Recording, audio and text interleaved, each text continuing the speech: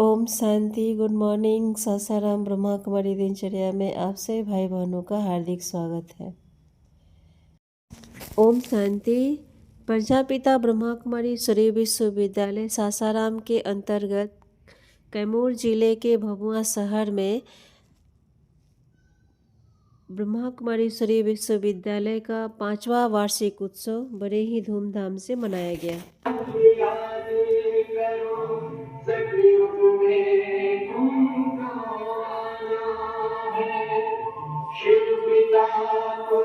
बनने के बाद इसमें बहुत सारा हम अनुभव को नोटिस भी किया और नोट भी किया कि बहुत सारे नए बच्चे हैं तो एक होता है कि सेंटर आते हैं और बाबा से टच हुआ नहीं हुआ ये चीज का अनुभव नहीं हो पाता, तो मैं उसके बारे में थोड़ा बता रहा हूँ।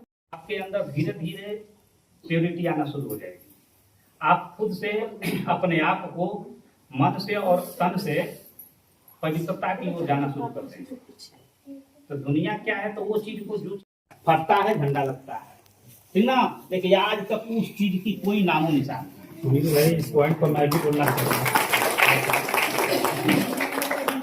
ये है बाबा का झंडा का ये चीज है, कमाल है बाबा का झंडा। अनिल भाई ने जो बात तो कहा है, इसको एक नहीं अगर लाखों % की बात होगी तो मैं इसको मुहर लगाने वाला मैं बच्चा अकेला महारथी बच्चा हूँ। इसके लिए मैं चैलेंज ठोकता हूँ किसी को भी। दीदी हमको फर्स्ट टाइम जो हुआ था, मैं भी 1 ही 2 महीना के ज्ञान में मैं चला गया था ड्रामा अनुसार, और वहाँ पर जब हम लोग ज्ञान सरोवर में गए थे, भैया से मिले हुए थे, तो जब क्वेश्चन उत्तर सामने से हो रहा था, बैठा कर अपने कमरा में पूछ रहे थे, तो जब हम सामने से उत्तर दे रहे थे तो पूछे कितने दिन ज्ञान में होगा आपको है, तो हमने बोला कि भैया अभी तो 3 महीना हो रहा है। कह कि मैं मान नहीं सकता कि आप 3 महीना का ज्ञान में चलने वाले बच्चे, आपको इतना नॉलेज कैसे हुआ, हमको पता नहीं कैसे हुआ, और हम भैया कुछ बहुत ज्यादा करते भी नहीं है, भी बता कुछ नहीं। उसके बाद फिर चला गया वहीं भीख मांगने के लिए। तो फिर उधर से जब आए तो देखे कि अरे इसको मैं सोना दिया, हीरा दिया, और फिर ये भीख मांगने लगा। तो कहे कि क्यों भीख मांग रहे हो? फिर तो कहा कि सब खत्म हो गया, मेरे पास कुछ नहीं है खाने के लिए। तो वो कहे कि अब तो मेरे पास जो था हम तुमको दे दिए, अब मेरे पास केवल 2 पैसा बचा, 2 पैसा ले जाओ, अब यही मेरे पास है, अब तो 2 पैसा। अब वो 2 पैसा लेके वहां से चल दिया। जा रहा था तो नदी में से एक मलाह जो है, नदी में से मछली को मार के ले जा रहा था। तो मछली को देखा, चला गया वहां पे, तो मछली तड़पड़ा रही थी, उसके अंदर एक दया की भावना है,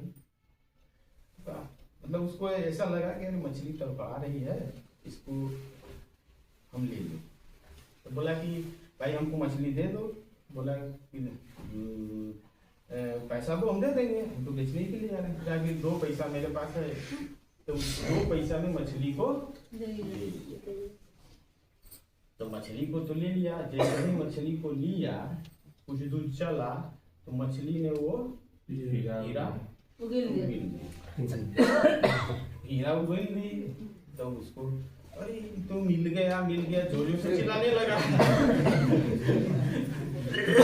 अरे तो मिल गया। और बगले में वो जो सोना चुराया था चोर, वो भी बैठा था। तो सोचा ना कि अरे तो हमको पहचान लिया। वो भी डर के मारे जो है, वो भी जो है सोना लिया के दे दिया उसको, कहा कि अब पुलिस से मत कहना।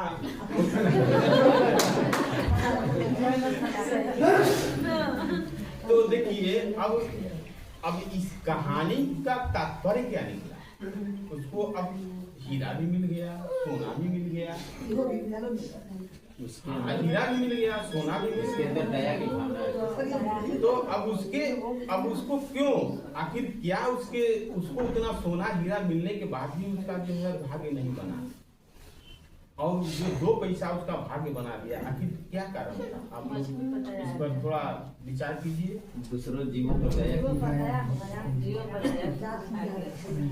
जीव पर दया सुने ना माता जी, भाई जी जीव पर दया करना। आप लोग इस पर विचार किए क्या? वो मतलब और साहब का वही समझ आ गया हैं? आ गया। क्यों? कौन सी भावना ने उसको जो है वो फिर धनी बना दिया? उस मछली को जान बचाने के इसके अंदर तो उसके अंदर क्या आया? उसके अंदर दया आ गई। मतलब एक सहयोग की भावना आई। अब 2 पैसा उसके पास सोना भी मिला लेकिन वो धनी नहीं बना, हीरा भी मिला तो भी धनी नहीं बना।